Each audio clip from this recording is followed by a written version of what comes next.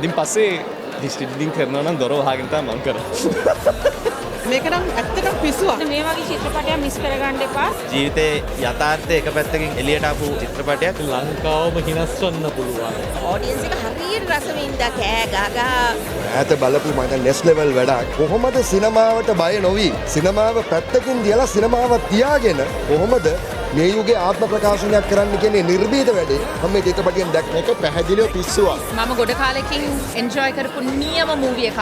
අමතක නොවන මූවි එකක්. මං කියන්නේ මසාලා ෆිල්ම් එකක් මේක සහ මොඩ තරිඳු අනිවාර්යෙන් බලන්න. රසට විඳින ගමන් රසට විඳවන්නත් පුළුවන්. රසට විඳවන ගමන් රසට විඳින්නත් පුළුවන්. කාලයකට පස්සේ ලංකාවේ සිනමාව නැවතත් සිනමාවට ඇවිල්ලා තියෙනවා. මේ චිත්‍රපටය බලන්න බැලිය යුතුම චිත්‍රපටයක් මොකටද කියන්නේ? ඕනෑම කෙනෙකුට රස විඳින්න පුළුවන්. මේකේ බයිස්කෝප් එකක තියෙන්න ඕනේ සියලුම අංගෝපාංගත් තියෙනවා.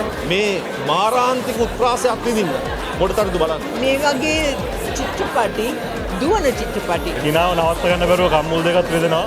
වැඩිපුරම හිනා වෙච්ච වැඩිපුරම එන්ටර්ටේන් වෙච්ච ෆිල්ම් එකක් තමයි මෝඩ වෙන්න එපා ඇවිල්ලා බලන්න. මේක අනිවාර්යයෙන්ම බලන්න මෝඩ වෙන්නේ නැතුව බලන්න ඕනේ චිත්‍රපටියක්. මොඩ තරිදු මොඩ වැඩක් ඇවිල්ලා බලන්න කියලා මම ආරාධනා කරනවා. මොඩ තරිඳු වැඩේ නම වුණාට වැඩේ නම් මොඩ නැහැ. මම ඉරනේ හඳනේ. හඳ චරිතය තමයි කරේ ඉර. 2025 අවුරුද්දේ හොඳම ඩාර්ක් කොමඩි ෆිල්ම් එක කියලා තමයි දැනටත් හැමෝම කියන්නේ. මෝඩ තන්දු බලන්න hina වෙන්න පුළුවන් ඇති වෙන්න.